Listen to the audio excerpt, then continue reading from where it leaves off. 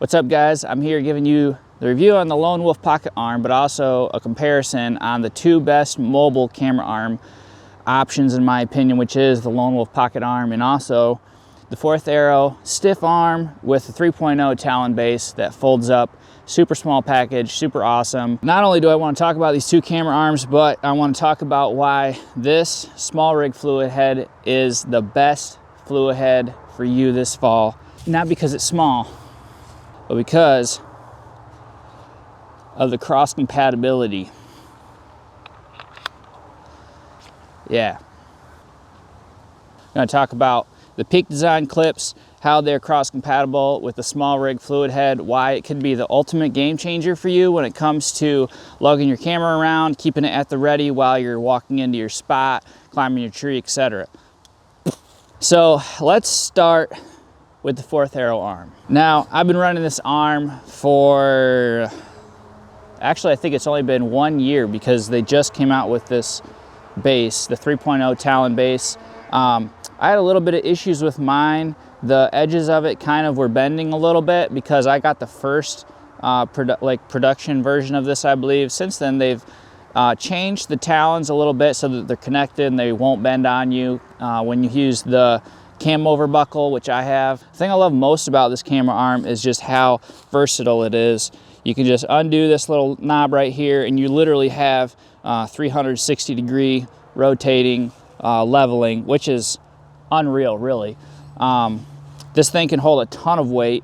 If you've got a big camera setup, you know, you're running a monitor on top of your camera or something like that, I would recommend this camera arm over top of any other camera arm, hands down. Now, I can't remember exactly what the model is of this fluid head, but I'll put a link in the description to that. This fluid head has been an amazing fluid head combined with this setup. There's all sorts of stupid issues you can run into with your fluid heads, and in my opinion, this is one of the best fluid heads for this combination. It doesn't float on you.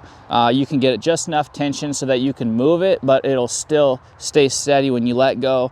And that's exactly what you want for self-filming, so that you can get it on the deer, let go, and doesn't float on you. The base packs up really nice and compact.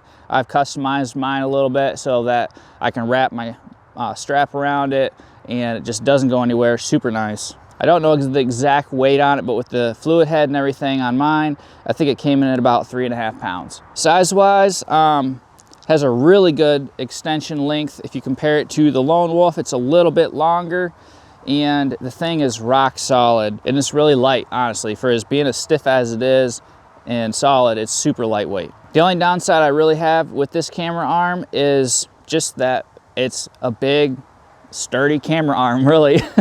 I usually run smaller backpacks. This is one of my packs right here, so not a really huge pack. I usually like to try to pack light if I can, trying to do better at that. But so this thing won't fit inside of a lot of backpacks with the fluid head on it to be able to zipper it up and all that stuff.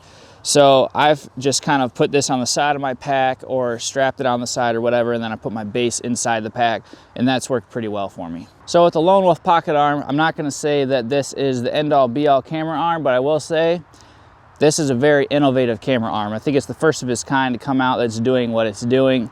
It's extremely lightweight, very packable. I can easily fit this into any backpack that I have. Small, doesn't matter.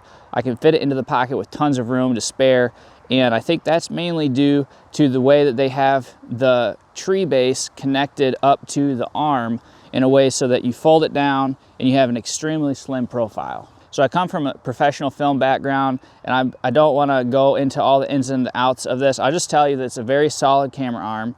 I was very impressed with how tight all the joints are, and I'm sure that some of this will loosen in time. You might have to get a wrench and tighten some of these pivots and whatnot, but it's extremely solid. A lot of people complain about bounce with this thing just because of how small it is. Once you get your camera arm fully extended out and you let go, you see that little bit of bounce. But honestly, you get kind of the same thing with this arm too. Not quite as bad, but really not that different. Setup on this arm is really simple, really easy. I didn't have any issues with it. You just kind of strap it in, pull the strap tight, and then you just start spinning the dial until you get it to be level. Putting a level here at the base The fourth arrow has one too on the base. Well, it's always nice. It doesn't always hold accurate once you get the arm extended, especially when you have an arm like this, when you got 3 separate sections and you got 3 different joints. A lot of times this ends up being a lot lower, even though your base says it's level. But if I pop my camera arm off, my camera, can't even talk, this is perfectly level.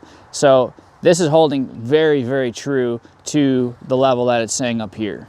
XA1000, no, AX100.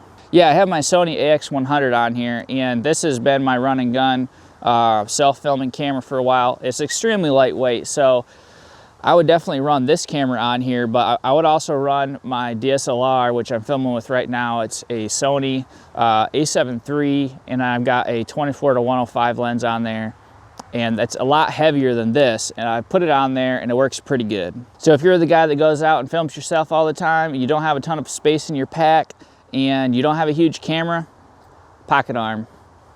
The only reason I would recommend the fourth arrow arm, honestly, over top of the pocket arm is, one, if you run a heavier camera system, go with the fourth arrow arm. It's going to offer you a lot better stability. And two, if you live in a state where you've got limbs coming off your tree in all different weird configurations, and they're, you know, they're flat, or, you know, like Kansas or somewhere where you just don't have maybe a lot of space on your trunk to mount your camera arm, I would go with this fourth arrow, because honestly, you could put it on a horizontal limb out in front of you and it'll work perfect, like unbelievable. And you can never do that with this pocket arm. So if you hunt a lot of wonky trees all the time, or you live down south where the trees just aren't like they are out here in the Midwest, I would go with the fourth arrow 100%. One thing to note with the pocket arm is just that they give you this strap, and it doesn't really seem like that heavy duty of a strap, honestly.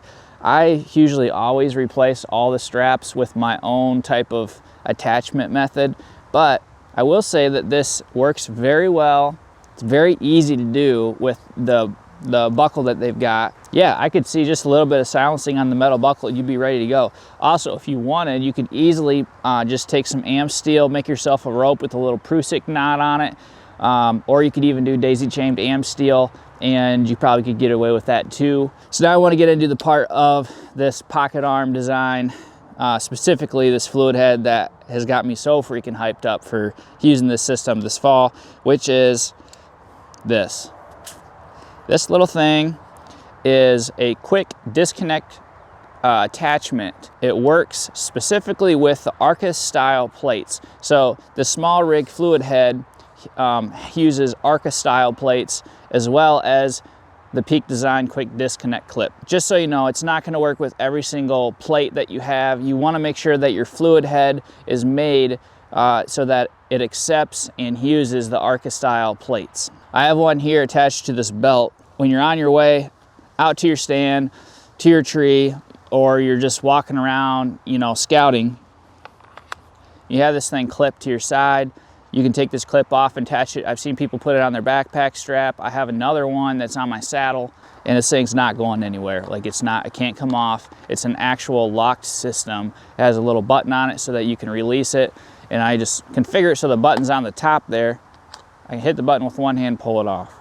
You could easily have your camera at the ready. If you ever see a deer, you don't have to go dig the camera out of your backpack. It's right there on you somewhere, and then pull it out, get the shot of the deer, whatever helps you tell your story. When you get to your tree, you can take this and clip it on your pack, clip it on your waist, whatever works for you. When you get up and you're set up, take it off, and then put it on your camera arm. I put one on just a tactical belt because I can take this on and off real easy. I can position the camera around me in different areas. But like I said, I have one on my saddle permanently, and I played around with putting them on my backpack on different spots. It's just nice because it's so freaking customizable. And the one thing that I always hated about my walk into my spot, or when I'm trying to get set up, is there's stuff that happens. Sometimes you have a deer come out and you're just like, crap, like I don't have my camera with me. It's not ready. I couldn't even get the shot if I wanted to. It's in my backpack. Not anymore. Now you can have your camera with you at the ready whenever you need it. Obviously, you could take this head and you could put it on this arm and be able to use that versatility, but I think it works really well with this pocket arm just because of how small this fluid head is. I mean, you can just see how small it is. It's crazy. And it's actually super solid. I've tested it out with my DSLR, and it's every bit as good as this Manfrotto. It holds well, it moves really smooth, and it's super cheap. It's one of the cheapest fluid heads that I've seen out there. I know they have like the Manfrotto B-Free fluid heads and some of the other ones, but I would take this one hands down. Thanks guys for watching. If you like this kind of content, be sure to subscribe. Let me know in the comments what you thought about it, and we'll catch you in the next one.